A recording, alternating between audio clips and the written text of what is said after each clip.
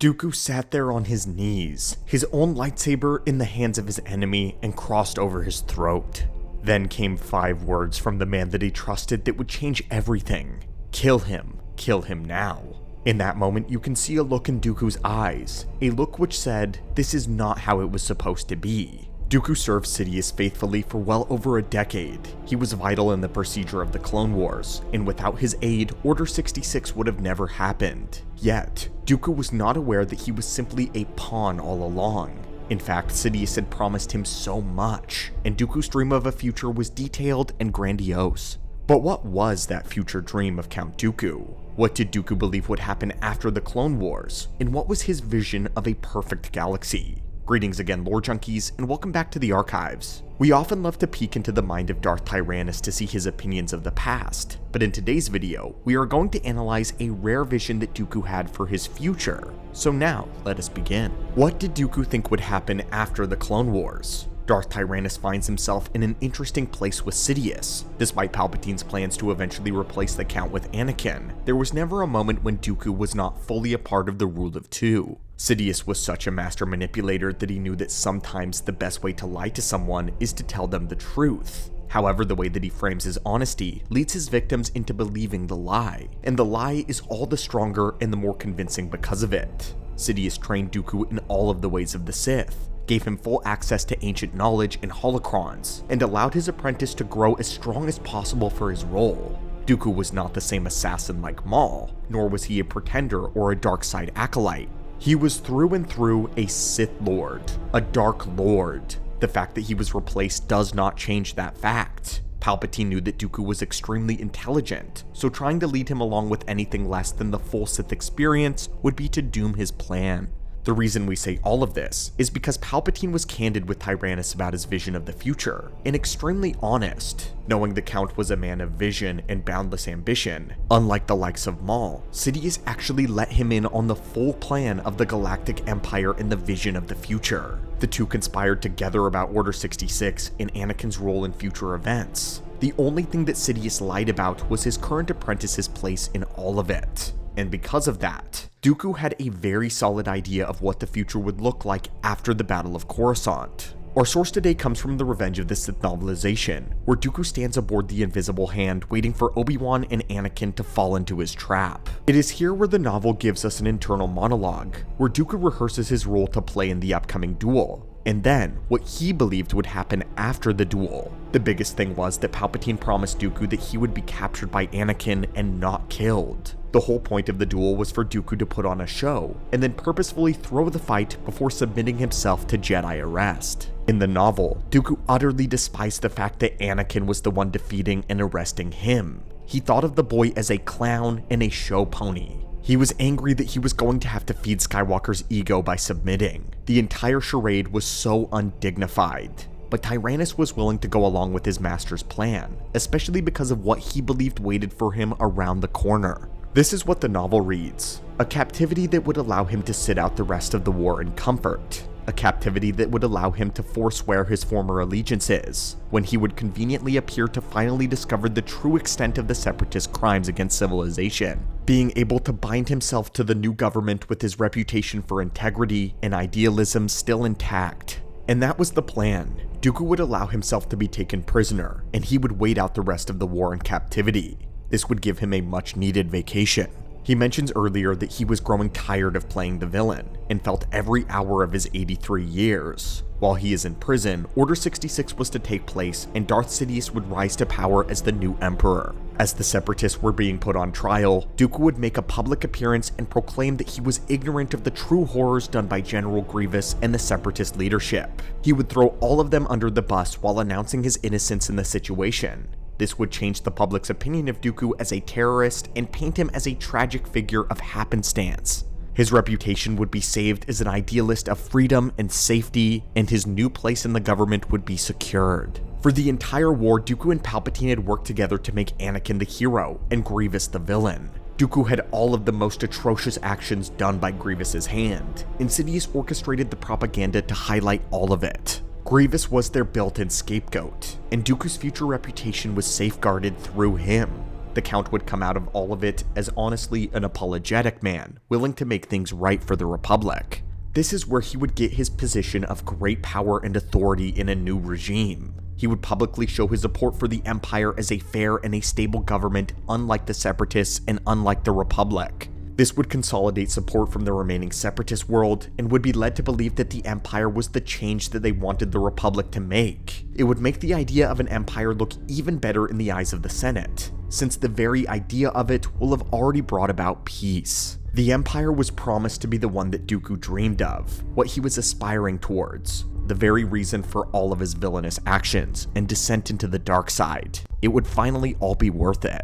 He described his new institution as the star of his destiny. This is what Dooku's monologue says in the novel for Revenge of the Sith. A government clean, pure, direct. None of the messy scramble for favor of ignorant ramble and the subhuman creatures that made up the Republic that he so despised. The government that he would serve would be authority personified, human authority. It was no accident that the primary powers of the Confederacy of Independent Systems were Neimoidian, Sokoan, Quarren, Aqualish, Moon, Gosam, and Geonosian.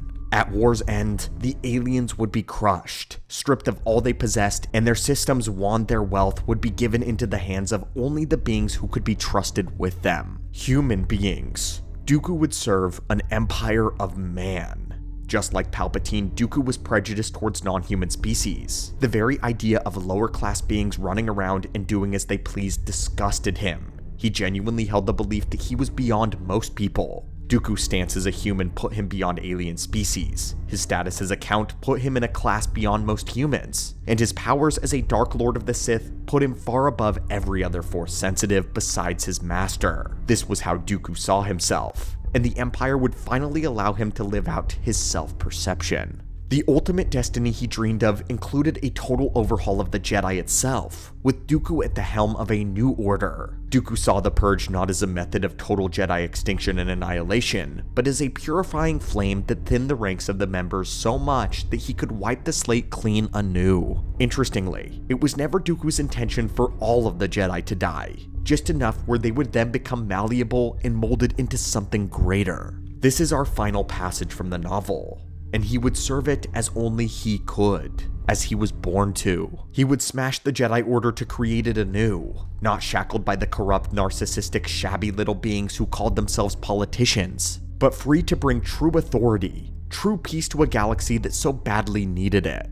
An order that would not negotiate, would not mediate, an order that would enforce. The survivors of the Jedi Order would become the Sith Army, the fist of the Empire, and that fist would become a power beyond any Jedi's darkest dream. The Jedi were not the only users of the Force in the galaxy. From Hapes to Haran Kal, from Kifu to Dathomir, powerful Force-capable humans and near-humans had long refused to surrender their children to lifelong bound servitude, surrendering their children all in service to the Jedi. They would not so refuse the Sith Army. They would not have a choice. This was the final goal of Dooku. He intended to make the Jedi into the Sith Army and become its Grandmaster, or whatever equivalent the title would be. What ended up occurring in reality, though, was that around 97% of the Jedi were wiped out nearly instantly during Order 66. From somewhere around 10,000 Jedi to loosely 250 by our measurement. That rough 3% remainder would be hunted down by Lord Vader and by the Inquisitors. But according to Dooku's vision, he would take those remaining Jedi and twist them all to the dark side, making them the foundation of a new Sith Order.